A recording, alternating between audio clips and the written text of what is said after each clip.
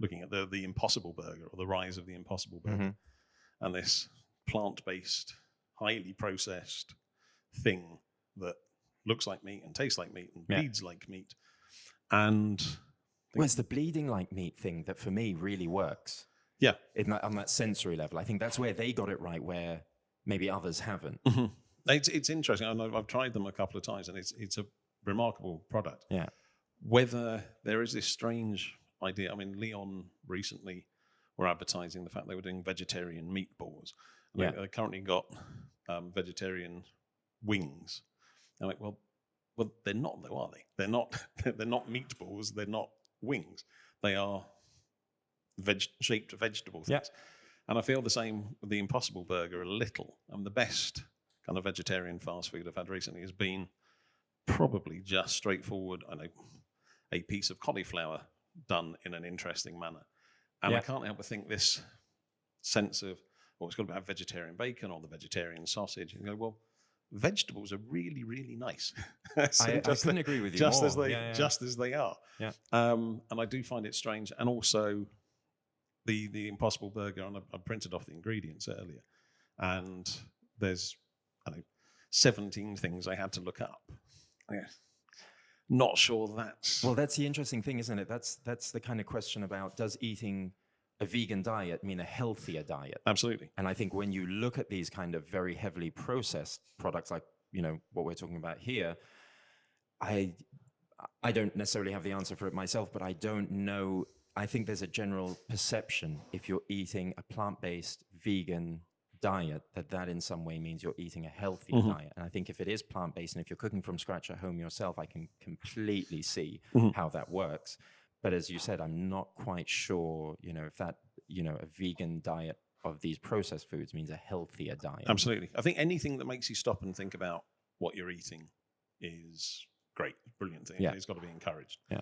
And I think there has been this remarkable disconnect, particularly in the UK, particularly in the US, between what comes off a farm or what's on the farm to begin with and what appears in a supermarket or appears on your plate. Yeah. All the Jamie Oliver things of the chicken nuggets, and people not associating that thing with two legs and a wing and a beak and an attitude is the same as these little nuggets of things that you've got from the supermarket or the Golden Arches. But if it makes you stop and think, I think it's brilliant. There is this perception that, say, veganism will save the world. We must all switch to a plant-based diet. I've been through Spain a few times recently, and if you come out of, say, Almeria Airport and drive for about 45 minutes, you just go past. It's acre after acre of polytunnels. Yeah. Oh yes, I've seen this. Yeah. So it's and this sense of we need to grow food this way to cope with the demand at the moment. Yeah. Not with everyone going plant-based. Yeah. This attitude that this is what we have to do to grow these things. And I've had vegetarians and vegans kind of come after me, or they post on social media. And it's always the same clips of some mass-produced, usually it's like an American mass production facility of meat. Yeah. With undercover footage of cows being punched in the face, or someone juggling piglets, or whatever it is, some act of cruelty. Or little kind of porterholes. I've seen that in the And then here's a carrot. And I go, but a lot of can you tell me everything on your plate? Can you tell me everything about it? Can you tell me where it came from? Yeah. And can you tell me the pesticides used, the herbicides, the fungicides? Yeah. There's lots of evidence to suggest the pesticide runoff from this mass production of vegetables and fruit is getting into the rivers, and it's killing off marine life. So there's this kind of disconnect that, as you say, this presumption that it's healthy, it's the best thing for the planet. Not necessarily.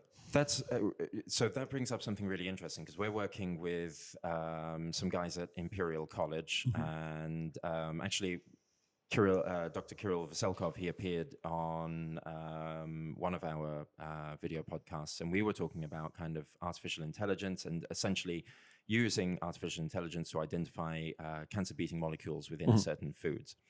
And one of the issues that we kind of flagged up was you don't necessarily know, depending on the region, the terroir, and the where it's grown, what conditions it's been stored under, what nutrients are still in the product by the time it gets to the shelf. Absolutely. And also, is eating a plant-based diet based on vegetables that come from supermarkets, does that have all the nutrients that you necessarily need? And I think there's a lot of questions around that we know generally, cabbage may have 9 different types of cancer-beating molecules, but whether the cabbage in my local supermarket chain has those same properties I don't really know. Absolutely. And I think there's predictions at the moment, we've got maybe 40 harvests left before there is no nutritional value in the majority of the soil. We're meeting today. I mean, the United Nations having this, they're releasing a report today about the climate crisis reducing the land's ability to sustain humanity, and how we must switch to a more moderate diet.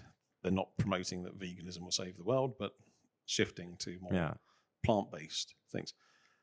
In order to do that, I do think we need to look at a much, much bigger picture.